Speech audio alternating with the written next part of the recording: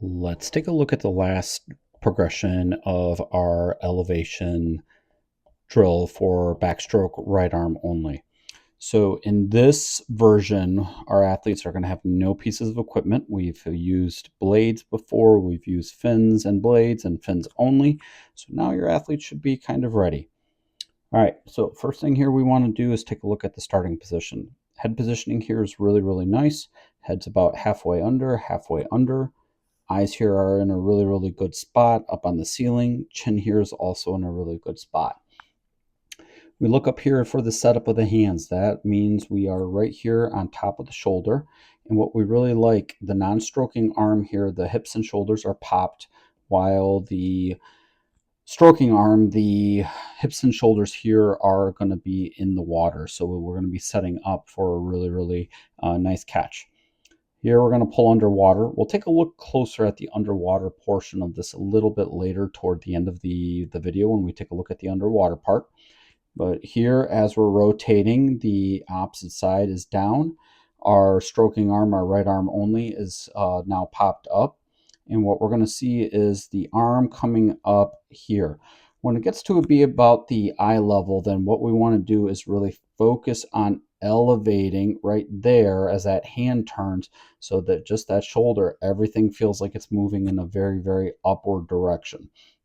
And then what we want to do is then really focus on driving then that hand down into the water to set up here then for that catch. This really helps the athletes really be able to throw the water and set up for a really, really, really strong overall catch position. All right. Now we also want to take a look at the kick. So here we want to see that both feet are pointing, which we have accomplished. Great job right there by our athlete. And then we want to take a look at the kick. Now, one of the things that we're asked for is how much knee bend should we have? We want to allow for a natural knee bend. And what we mean by natural, we don't want to see the knees kind of come like this, where we would get a 90-degree mark under the body here. That kick will be very, very knee driven, and it'll be really hard for us to be able to engage all the muscle groups needed to be able to have this nice strong kick. However, we do want to see the foot come a little bit below the body. And then the cue that we give our athletes is to imagine kind of a ball here up at the surface. And then let's redraw our line right there. And you can kind of see right here the turbulence created by the foot when we're doing that backstroke. So that means the feet are breaking the water, which is exactly what we want to see. And then we just look for consistency when we're doing that. We want to just see those athletes really pick up, throw the water, and keep everything nice and steady. Overall here, our athlete does a really, really, really nice job here with this on the takeoff portion. As we take a look off here underwater, we can kind of take a quick example of what we mean below the body.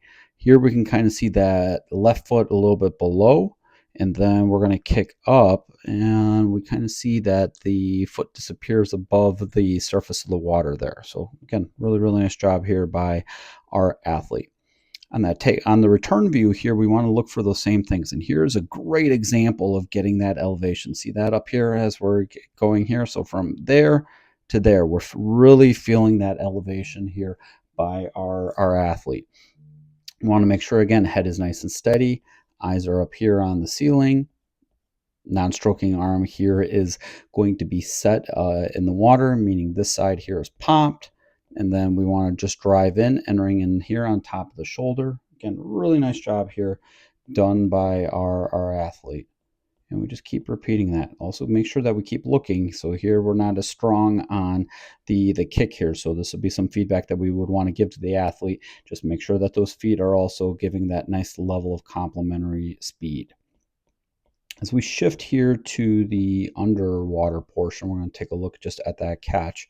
So here we kind of see again, hand entering in front of the shoulder. Great job. We're going to plunge down. And then what we want to do is start to return that hand up. So what we kind of say is when we hit that nice level of a chop-like motion, the fingertips have to change direction quickly so that we're going to be grabbing the water. And ultimately, kind of what we want to see here is this V-like shape. So what we would encourage our athlete to do is bring the elbow a little bit closer to the body, and then the hand up here a little bit closer to the surface.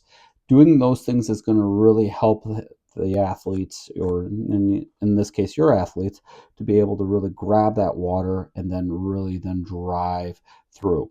Here, also another for a good view, as that hand here is finishing by the hip, we see a nice job here then of our athlete having that rotation into the water. Overall here, if you found some great value out of this, be sure to drop a like and consider subscribing. We've got a lot of great drills here on the channel.